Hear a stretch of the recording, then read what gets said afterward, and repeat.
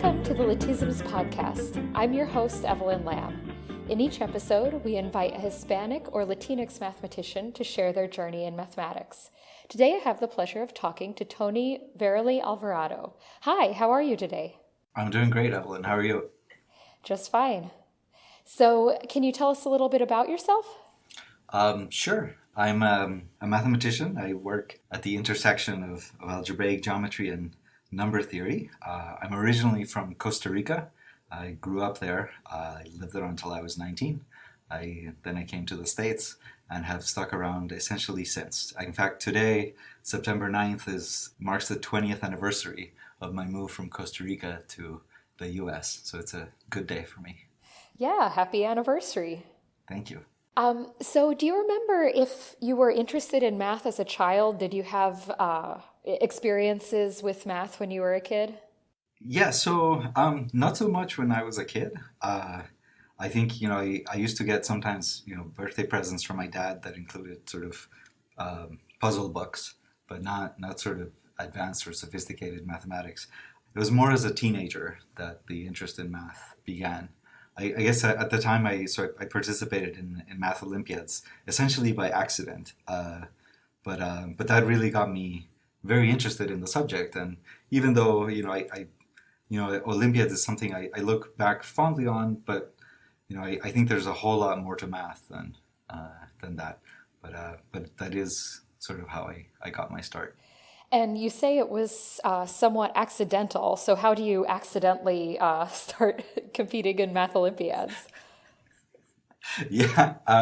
So I was in ninth grade, and my math teacher showed up in the morning in homeroom, and she pulled me out of the class and said, "Well, there's this math competition, and there were supposed to be this team of 5 10th graders who were supposed to go."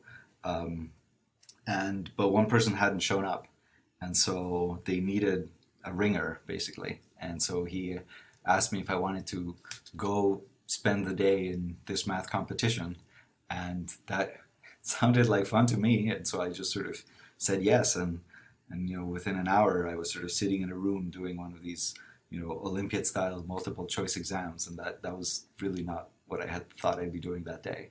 I mean, the questions were like nothing I'd ever seen before.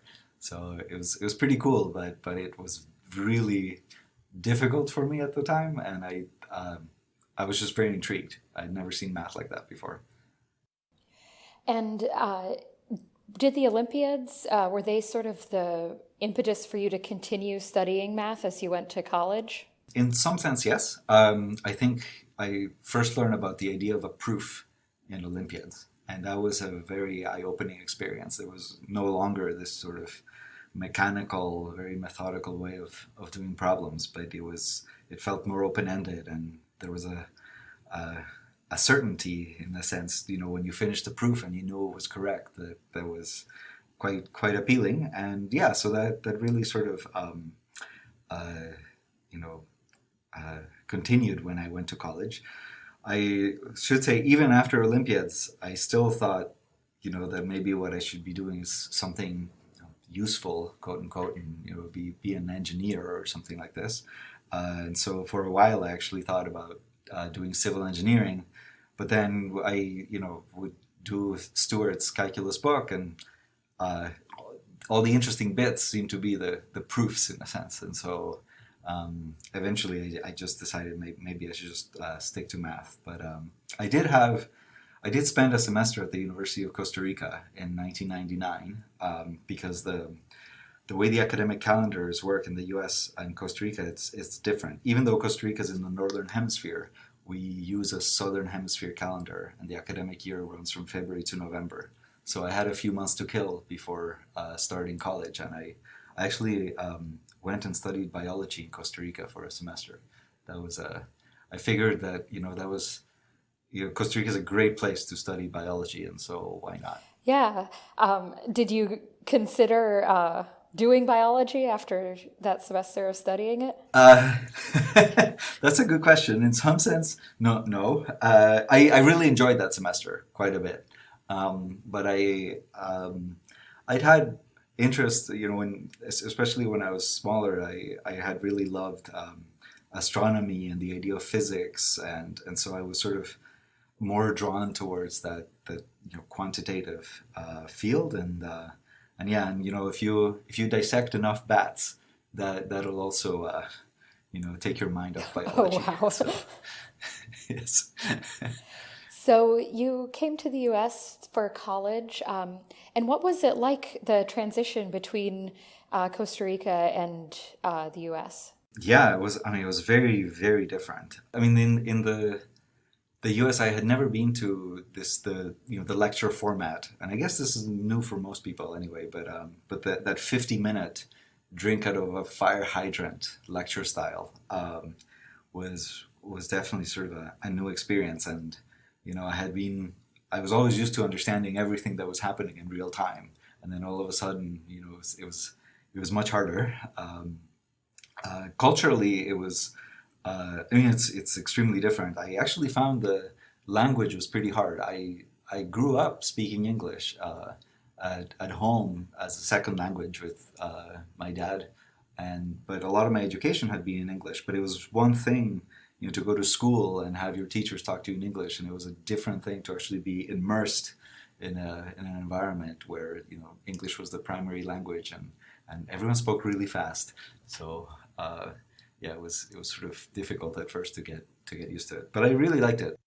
Did you immediately know you wanted to do algebraic geometry, or did you start looking at other fields of math first? So I was an undergrad at Harvard, and in the very late 90s and early 2000s, that really meant you were doing mostly algebraic subjects. And I think, in the undergraduate pamphlet at the time, I think the first sentence said something like, modern mathematics is written in the language of algebra, and so it was in some sense a lopsided department at the time. I think they're much more balanced nowadays, but that sort of really got me going in the sort of more algebraic side of things. And when in between freshman and sophomore year, I was a counselor at one of these summer camps, Promise, at Boston University, that did sort of a inquiry-based, in a sense, program in elementary number theory, and I really liked that. And so then I started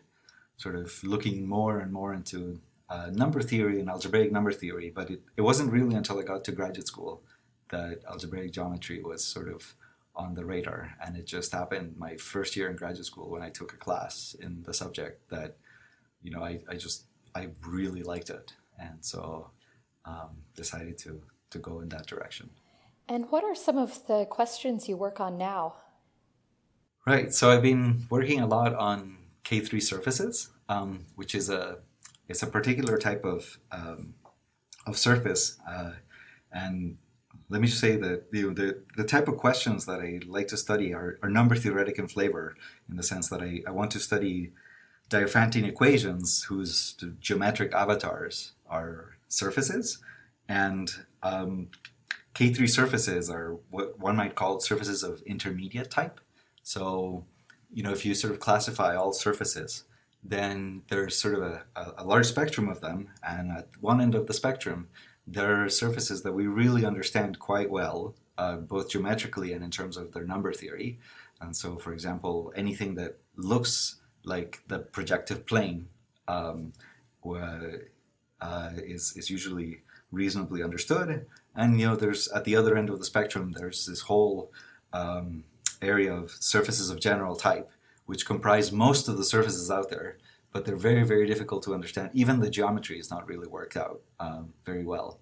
And so somewhere in between those two ends of the spectrum, there's K3 surfaces, and I think there's a lot of really interesting questions about, do they carry rational points? Meaning, do they even have one point where every coordinate is say a rational number? And then if you have one point, then you ask for more. Are there infinitely many points? And how are they distributed on the surface? And do they sort of cover the surface in a suitable sense, or do they sort of accumulate in different parts of the surface? So I've focused a lot on more sort of the existence of points and understanding what prevents a surface from ever having one of these rational points. And so I've been working on conjectures that try to come up with sort of a reasonable explanation for why these surfaces might lack points. Moving away from the research a little bit, I know that aside from research, you do obviously teaching because you're a professor at a university, but I also see your name all over the place as organizing various conferences and being involved in the American Mathematical Society and things like that. So do you want to talk a little bit about what I guess would appear on your CV as service to the profession? Sure. Yeah. No, I think service to the profession is an extremely important part of my job. At the end of the day, I mean, you already see this in the research side of things, which is that to do mathematics is to be in a community. And when people say like, oh, that is an interesting problem, usually what they mean is that it fits into a much bigger program, and that there's sort of good reasons to attack that problem and try to crack it. But those sort of statements depend on the existence of a community of other people who might also think that such a thing is interesting. And so I see sort of service to the profession as part of sort of that community building. So I think it's very important to be involved in the AMS, which is a leading organization for research mathematicians, and also a part of what they do is they interact with government. For example, mathematics is an activity it's hard to explain sometimes why one should spend taxpayer money on, but I think it's very important to try. Because I think people have the right to ask, and I'm a big fan of talking to people in government and explaining why it is we should keep doing this. It's paid off incredible dividends, sort of both at the industrial scale and things like that, but also just culturally as well. And I've really enjoyed talking with people on this podcast series about mentorship and the way that has played a role in their careers. Who were some of your mentors when you were starting your career? Yeah, that's a great question. I think so two people really stand out. In some sense, they are the obvious people, but they really changed my life in fundamental ways. One was my PhD advisor, Bjorn Poonen, and he really sort of helped me understand a lot of really hard mathematics, but also this idea that you need to be working in a community. And Brendan Hassett, who was my postdoctoral mentor at Rice, and he was just fantastic. I mean, he was just a fountain of wisdom, basically, at every turn. And he really sort of helped me understand what it meant to be a professional mathematician, not just sort of in the research side of things, but just sort of how to be part of that community and move sort of the conversation or a field in a particular direction by sort of for example having students and having postdocs and helping them sort of develop in a sense their own taste for mathematics, but of course it's also the style of math that you like to do. So he was Brendan was a fantastic mentor. So that was a life-changing experience. I came to Rice. I knew of Brendan well before I came to Rice, and he was the only algebraic geometer at Rice at the time, and so I didn't know. I was a little sort of concerned that maybe I wouldn't have many people to talk to, and I remember being in a bar in Atlanta with Danny Krashen, for a completely unrelated reason, and I told him what I was trying to decide between places, and he just looked at me and was like, well, clearly there's no better mentor for you than Brendan Hassett. And I can't remember what else he said, but it just, like, the moment he said that, it was like, oh yes, that's absolutely right, and I'm glad I followed Danny's advice and I came to Houston. It was life-changing. And now you're at the point in your career where you're probably doing a lot of mentoring as well. How how do you approach that? So I'm reminded now that we were just speaking about Brendan Hassett. I asked him, when you have graduate students, what should one do? And he told me, it's like, well, remember what your advisor did with you? And I said, yeah, sure. And it's like, okay, don't do that. And I thought it was actually really good advice, and what he was getting at is, every person is different. And so I, as best as I can, I try to understand people's strengths, and try to sort of leverage those strengths to help them produce a thesis that everybody can be proud of. That's sort of at the graduate level. And at the postdoc level, it's a bit sort of more hands-off, where you're sort of there as more of a sort of support mechanism, and happy to talk math, but you're sort of helping people sort of start that career, without necessarily sort of having sort of meetings every week and things like this. It's sort of a bit more hands-off, or at least that's my personal style. And I also want to know what kinds of challenges you've faced in your research or broader career, and how you've handled those, how you've overcome those. Right. Yeah, the challenges certainly abound. I think for me personally, the biggest challenge is time management. I'm sort of involved in a lot of things, and it's sort of easy for things to fall through the cracks. And it's taking me a long time to sort of work out a system where I can keep all the balls in the air, or as much as I can. And I have trouble saying no. It's sort of, and I think that university administrators have caught on to that. And so that it makes for an interesting career here at Rice. I like to be very involved. I think that it's good to be involved at the university level, for example, and also at the professional level. But I think one of the biggest challenges has been sort of juggling it all and keeping an active research program. So I have found about myself that I work better in blocks of time. And by blocks, I don't just mean sort of a 4-hour block here or a 4-hour block there. I mean that, this summer I really threw myself at research, and I spent it mostly in Europe, and it was great. I really sort of did mostly research in a sense. And when I teach 2 classes, I really focus on a lot of energy on my teaching, because I think it's a very important part of what I do. And to some extent, when you're teaching 2 classes, I let sort of the research take a little bit backstage, knowing that I'll sort of fire up and go back to it again as the semester winds down. But maybe managing that and managing your own expectations about what you'll get done is important.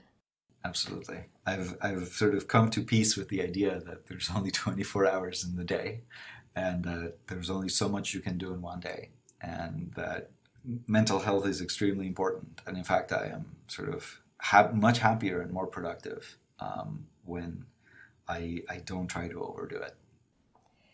Well, thanks a lot for taking the time to talk with me. Thank you, Evelyn. Thank you for listening to the Lathisms podcast. It's produced by me, Evelyn Lamb, and made possible by a Tensor Summa grant from the Mathematical Association of America. Our music is Volvere by La Floresta. Lathisms is an initiative to celebrate the accomplishments of Hispanic and Latinx mathematicians. It was founded in 2016 by Alexander Diaz-Lopez, Pamela Harris, Alicia Prieto Langarica, and Gabriel Sosa. You can find more information about the project at lathisms.org. That's lathisms.org. Join us next time to hear from another inspiring mathematician.